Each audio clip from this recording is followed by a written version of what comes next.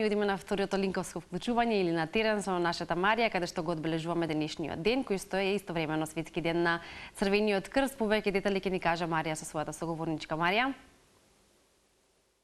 Уште едно добро утро до вас. Токму така во последното вклучување на лице место ќе говориме за денешниот ден, односно светскиот ден на Црвениот крст, 8 мај, кој е посветен именно на хуманоста, солидарноста и исто така на помошта која што не познава граници. Денешна моја гостинка е токму координаторката од Црвениот крст Александра Ристовски. Да ја посакаме добро утро. Добро утро. Веднаш ќе прашам што символизира овој ден за вашата организација. Па би кажала дека ова е најважниот ден всушност за Црвениот крст, бидејќи се слави формирањето на нашата организација во чест на нашиот основоположник Анри Динан, кој што по потекло беше швајцарец и кој што всушност ја иницираше организацијата пред повеќе од 160 години. Кога зборуваме за Црвениот крст, ние велиме често движењето на Црвениот крст и Црвена полумесечина, бидејќи станува збор за најголема организација која што вклучува 191 земја кои што членуваат во ова движење на Црвен крст и Црвена полумесечина.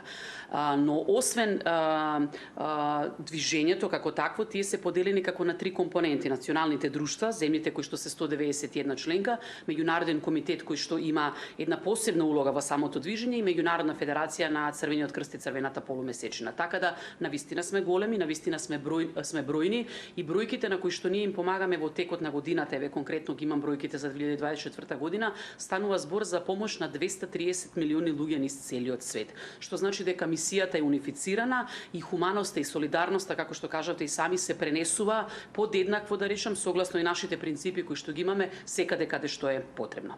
Оваа година слоганот по кој што се одбележува настанот, кој што се одбележува денот, е всушност ист на секаде и е на страна на хуманоста. Се она што го правиме во текот на годината, но ставен акцент на денешниот ден, бидејќи денеска гласно, силно, моќно зборуваме за тоа што го правиме и кои се бројките на кои што ние им помагаме, односно луѓето и корисниците кои што имаат потреба од нас. Гласно зборувате за тоа што го правите. Колку тимови постојат во Црвениот крст кои што придонесуваат за доброто на нашите сограѓани, исто така со какви предизвици се соочува самиот Црвен крст? Така.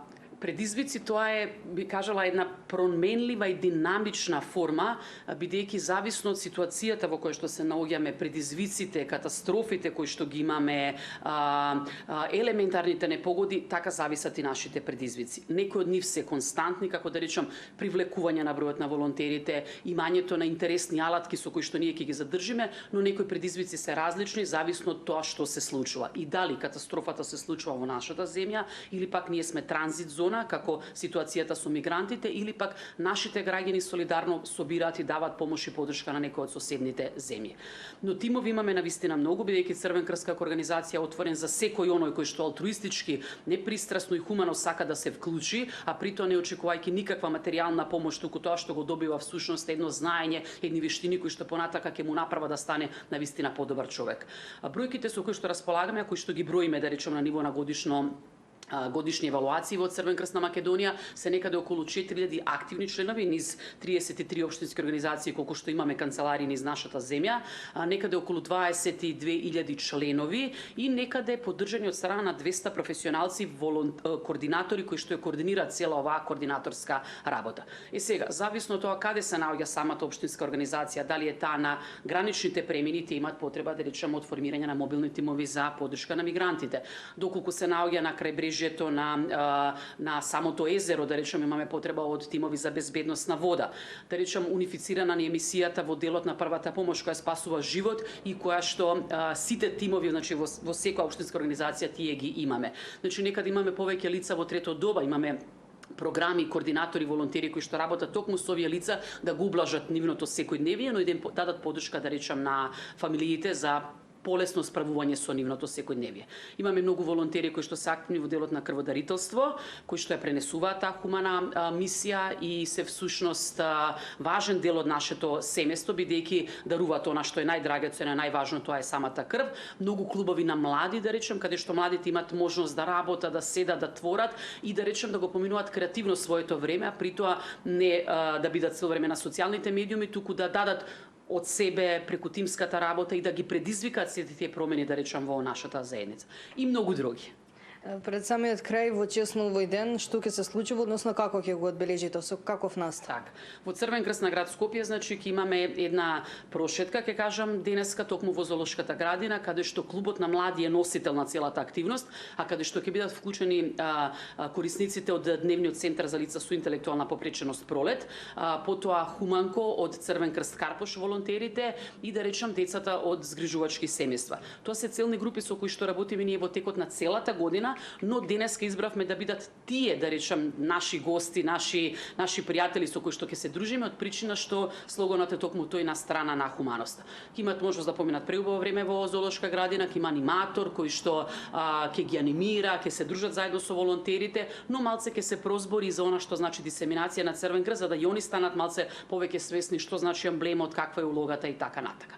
Но во општинските организации се редовни оние дисеминацијски сесии кои што ги имаме, каде што волонтерите, практикантите, новите вработени, да речам, корпоративниот сектор ги запознаваме со мисијата, со улогата на Црвениот крст, како тие може да се приклучат, на кој начин може да ни помогнат, какви вештини треба да имаат, какви вештини може да здобиат додека волонтираат и така натака. Така да тоа се сите оние нешта кои што ги практикуваме во текот на целата година, но со акцент денеска што поголем број на луѓе да бидат опфатени за да ја дознаат мисијата, улогата и активностите на Црвениот крст.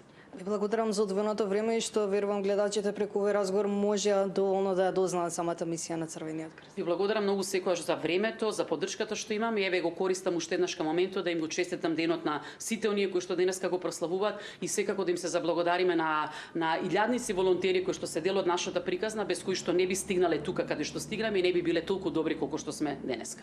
Благодарам уште еднаш. Говоревме по повод Светскиот ден на Црвениот крст и напоменавме се разбира за главниот настан кој што ќе се одржи во чест на денешниот ден, односно настанот во Зоолошка градина која што ќе придонесе пријатна атмосфера, но се разбира и едукативен дел. Да, Марија, ти благодариме и за оваа информација. Ете, како и сите останати актуелни теми, така и денеска, она што е важно одбележување на денешниот ден, особено важен за Црвениот крст, а тоа е 8 мај, Светскиот ден на Црвениот крст.